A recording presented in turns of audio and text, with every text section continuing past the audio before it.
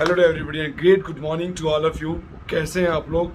I hope so सब बढ़िया होंगे, अच्छे होंगे और एकदम ठीक होंगे।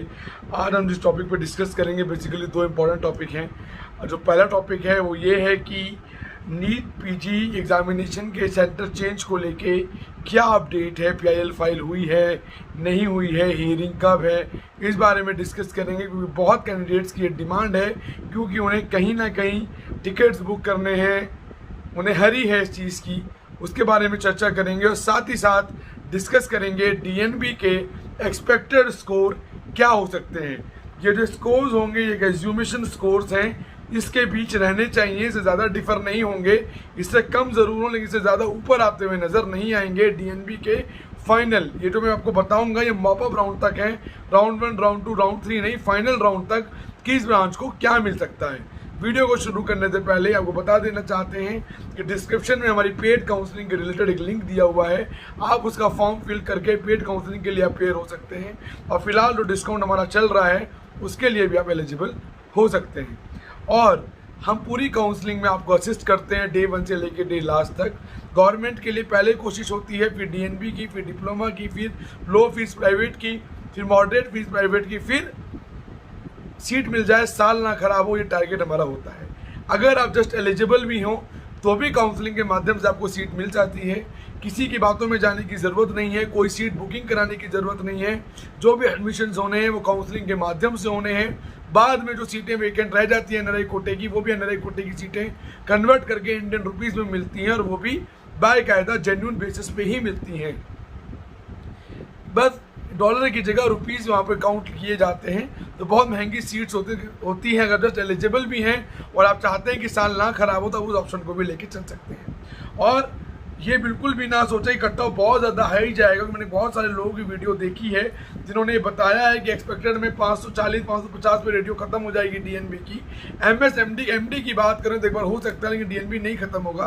तो इन चीज़ों का ध्यान दें, डाइवर्ट ना हो, ज़्यादा एज्यूम ना करें कट ऑफ बहुत ज़्यादा हाई होगा और बहुत दिक्कत होती हुई नजर आएगी।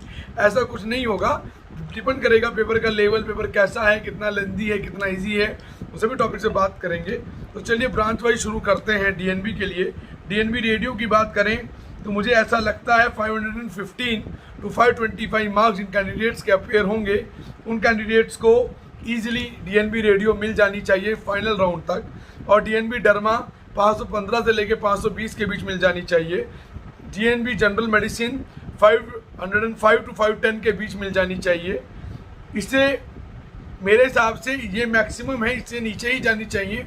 ऊपर अगर गई तो एक दो कॉलेजेस को जो बड़े ब्रांड्स हैं, सेंट स्टीफन या कुछ बड़े बड़े इंस्टीट्यूट्स हैं दिल्ली के, बॉम्बे के, वो ज़रूर जा सकते हैं, लेकिन बाकी नहीं जाएंगे।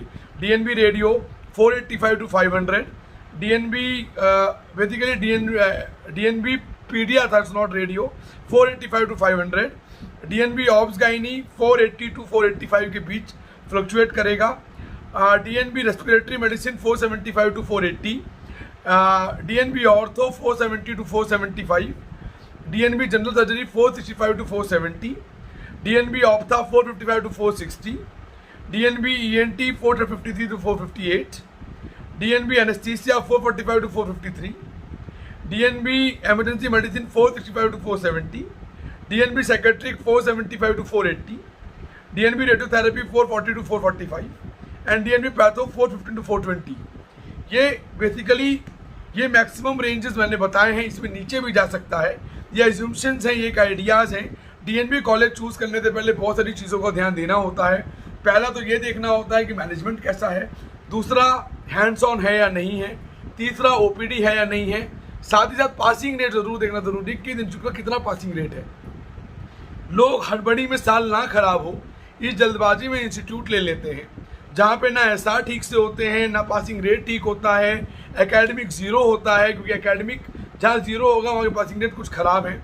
बहुत सारी ब्रांचेज ऐसी हैं जब भी आप डीएनबी लेने चलें तो उन ब्रांचेस के बारे में आपको सोच लेना चाहिए कि ब्रांचेस आपको लेनी है या आपको ब्रांचेस नहीं लेनी है, क्योंकि हैंड्स ऑन की बहुत बड़ी दिक्कत है।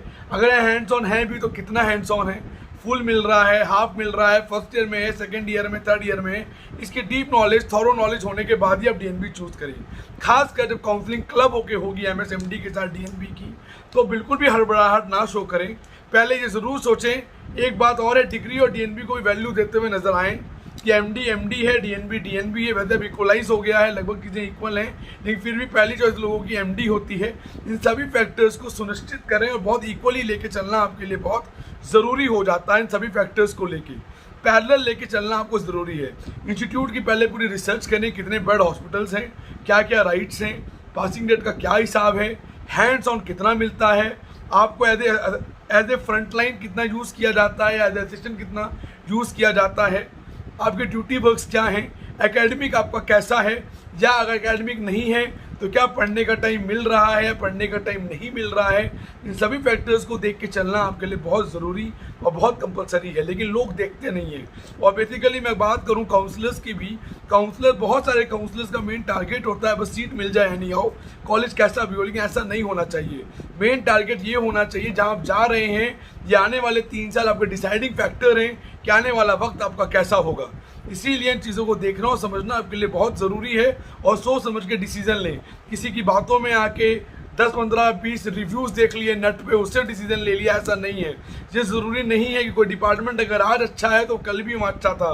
किसी ने 3 साल पहले किसी पर्टिकुलर इंस्टीट्यूट में डीएनबी करी तो वो डिपार्टमेंट उस साल बड़ा अच्छा था, लेकिन वो इंस्टीट्यूट इस साल बड़ा अच्छा नहीं था।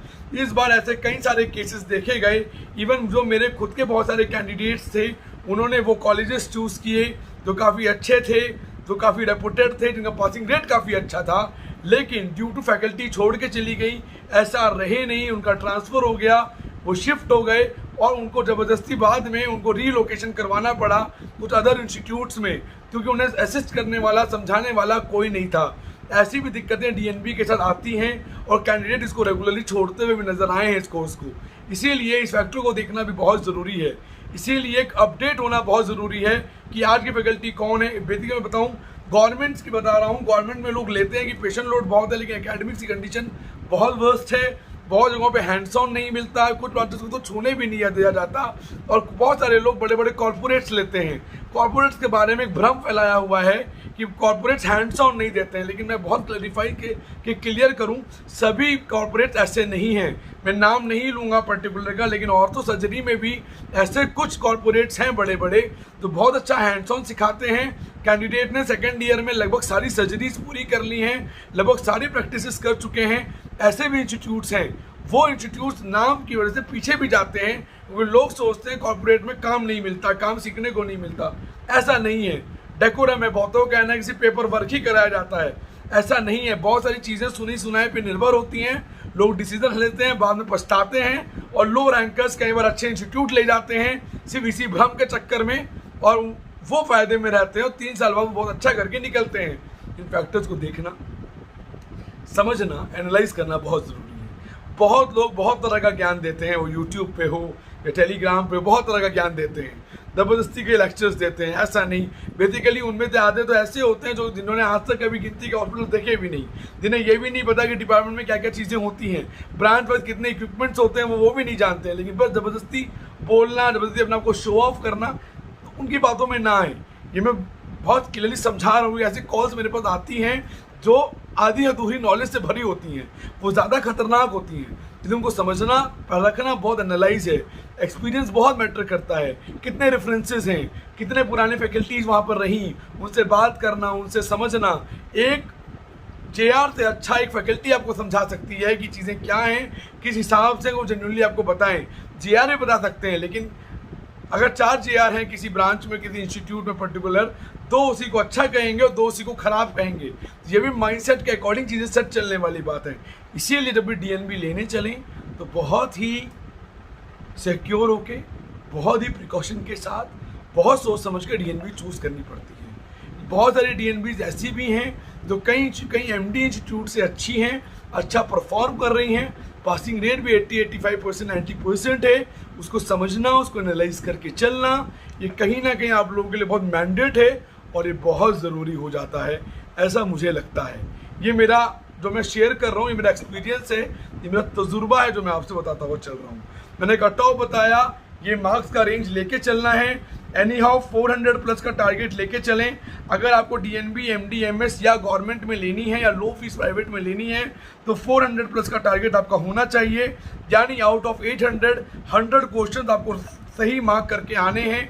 अगर आप अपने आप को सेव करना चाहते हैं तो एक वीडियो में ज़रूर बताऊंगा जो एनबी डिप्लोमा जो कोर्सेज लॉन्च हुए हैं उनके बारे में रहेगी, उनका एक्सपेक्टेशंस क्या रहेगा। लेकिन जी हाँ, अगर आप स्मार्टली प्ले करेंगे, काउंसलिंग को प्रॉपर प्ले करेंगे, फॉलो करके चलेंगे तो बेटर चांसेस हैं कि आपको सीट बहुत ईजिली ग्रैब आउट हो सकती हैं।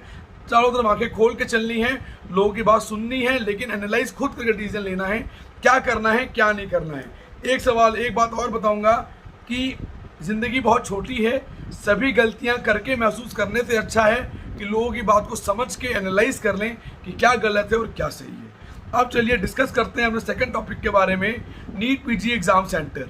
नीट पीजी एग्ज़ाम सेंटर की बात करें, सैटरडे को PIL फाइल हो गई थी, यानी कि कल मंडे उन्होंने अर्जेंट हियरिंग के लिए एप्लीकेशन दायर कर दी है सुप्रीम कोर्ट में। उम्मीद करते हैं आज इवनिंग तक डेट मालूम चल जाएगी कि किस डेट को हियरिंग होनी है। डायरी नंबर आ चुका है, केस फाइल हो चुका है सेंटर चेंज के ऑप्शंस के लिए। तो उम्मीद करते हैं कि आज ट्यूसडे है, टिल फ्राइडे या टिल थर्सडे तक हियरिंग कंडक्ट हो जानी चाहिए और उसके बाद जो जजमेंट होगा वो उस पर देखा जाएगा कि क्या होता है, किस हिसाब से एक्शन एनबी इसके ऊपर लेती है। फिलहाल एनबी सेंटर चेंज करने पे नहीं ले रही है। एडिट विंडो 25 तक ओपन है, जो लोग कैटेगरी चेंज करना चाहते हैं कैंडिडेट्स वो चेंज ज़रूर कर लें। इन सभी बातों का ध्यान रखते हुए आपको काउंसलिंग में चलना है, प्रॉपर चीज़ों को फॉलो करके चलना है। एग्जामिनेशन का जितना एफर्ट हो सकता है उतना एफर्ट दीजिए, एंड तक हिट कीजिए कि आपके स्कोर्स अच्छे आएँ और आप कहीं ना कहीं कोई ब्रांच लेने के लिए कैपेबल कहीं ना कहीं किसी लेवल पर ज़रूर हो जाएँ। बाकी कोई डिटेल हो, कुछ पेड गाइडेंस हो, कोई कन्फ्यूजन हो, टेलीग्राम ग्रुप पे भी मुझे आप पिंग करके बात कर सकते हैं। मेरा व्हाट्सअप नंबर है 9675200801, 9690796426, 9675200801 पे मैं खुद आपको असिस्ट करूँगा व्हाट्सअप पे। आप व्हाट्सअप करके मुझसे सवाल और क्वेरीज कर सकते हैं। पेड गाइडेंस लेने के लिए आप गिवन नंबर पे कॉल करके हमसे पूछ सकते हैं, समझ सकते हैं, एनालाइज कर सकते हैं। हम वीडियो के थ्रू लगभग बहुत सारी चीज़ें क्लियर कर देते हैं, समझा देते हैं। जिन कैंडिडेट्स को हिंदी नहीं समझ में आती है मुझे पर्टिकुलरली कॉल कर लें, कॉल करके वो समझ लें उनके क्या डाउट्स हैं। हम उन्हें उनकी लैंग्वेज में समझा सकते हैं कि क्या सही है और क्या गलत है, कैसे चीज़ों को आगे प्रोसीड लेके करना है। लेकिन होमवर्क करने के साथ ही काउंसलिंग करें। मैं उन कैंडिडेट्स को ज़रूर लेना चाहूँगा जो काउंसलिंग को हल्के में लेते हैं, बाद में नुकसान उठाते हैं। तो बहुत कैंडिडेट लास्ट ईयर भी थे और इस बार भी बहुत सारे लोग हैं जो काउंसलिंग को थोड़ा सा मजाक समझते हैं। मजाक ना समझें, जितनी मेहनत पढ़ाई करने में लगती है उतनी मेहनत काउंसलिंग करने में लगती है।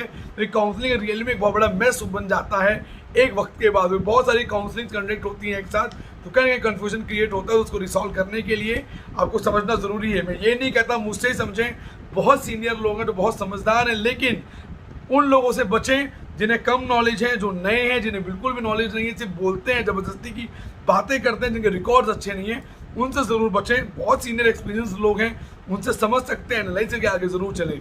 किसी की बातों में ना आए, भ्रम में ना आए। कोई बुकिंग नहीं होती है, कोई मैनेजमेंट कोटा नहीं है। जो होना है काउंसलिंग से होना है। There is only one way, that is counselling, one shot. बाकी कुछ भी न्यूज़ आएगी PIL के रिगार्डिंग ज़रूर अपडेट करेंगे। हो सकता है टिल इवनिंग आपको डेट अपडेट करें कम्युनिटी पेज पे। हमारे चैनल को सब्सक्राइब करें, शेयर करें, हमारे अंदर रेगुलर जुड़े रहें और अपडेटेड रहें। जो भी इन्फॉर्मेशन होगी हम टाइम आपको शेयर करते रहेंगे। तो so bye bye, take care and have a good day, bye bye.